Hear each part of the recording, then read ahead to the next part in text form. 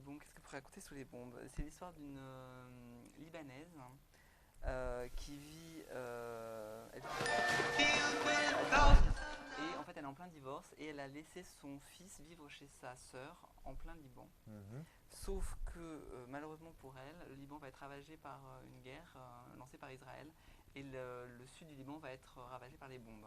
Et Mhm. donc elle va revenir dans son pays natal, donc le Liban, chercher son fils Ouais. et découvrir l'horreur en fait d'un pays ravagé où il n'existe plus grand chose, où la vie est partie et on va suivre son errance dans ce Liban. Elle va être aidée par un jeune taxi qui s'appelle Tony, un jeune chauffeur de taxi qui s'appelle Tony, qui est chrétien lui d'origine.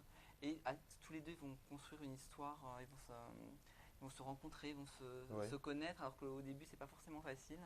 Et ils vont aller d'horreur en horreur. Et on va suivre donc cette femme, son errance, sa tristesse, l'horreur qu'elle va découvrir, les morts qu'elle va découvrir. Et c'est assez poignant. Alors le seul souci du film, c'est qu'on l'a vu en VF. Et c'est Ah, gros mince. gros problème. Donc surtout n'allez pas le voir en VF parce que c'est mal doublé et c'est très désagréable. Beaucoup, ouais. Alors que c'est un film qui prend aux tripes et qui est super poignant avec des images assez hyper réalistes parce que je pense que c'est filmé en DV. Mais je crois qu'il y a la première image, c'est carrément une image de journaliste au 27, je sais plus quoi, août, au mois d'août, Non, une c'était vraie juillet, image. juillet. C'était juillet. Ça a commencé, non, mais par contre, le film, lui, il se place au 34e jour au cessez-le-feu, D'accord. en août Voilà. Pardon. 2006. Donc Michael, encore Qui une n'a fois. pas vu le film, Ouais. mais... Toi. Donc voilà, donc c'est hyper réaliste. Il y a, même les images du film sont filmées en DV, donc on a l'impression de vivre, on a l'impression de suivre cette femme. Et franchement, c'est hyper poignant. C'est un film à voir. C'est un film de mémoire, comme on dirait maintenant. Ouais. Et donc allez-y, mais allez-y en VO Oui. surtout. C'est toujours mieux. Ben, Combien de G 3G. Pour moi, c'est 3G aussi. Ouais. J'ai pas grand chose à ajouter, si ce n'est que c'est très instructif, effectivement.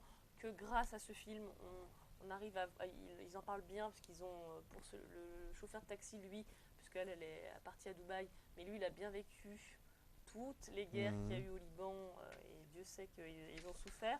Et donc, on passe comme ça l'histoire de ce pays en même temps que les paysages avec le taxi. C'est très instructif.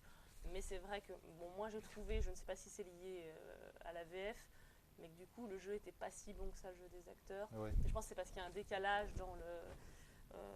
Mais bon, sinon c'est vraiment à voir si on veut connaître le Liban, comprendre l'histoire du Liban et vivre ça avec les personnages. Alors D'accord. peut-être juste parce que ça me revient au fur et à mesure, hein, donc faut m'excuser, mais à mettre en parallèle avec Beaufort justement qui racontait l'histoire d'un dernier bastion israélien au Liban. Donc c'est dans ce même, pas forcément le même genre de film, mais en tout cas c'est dans la même démarche pour découvrir un autre pays, un autre monde. D'accord. Voilà.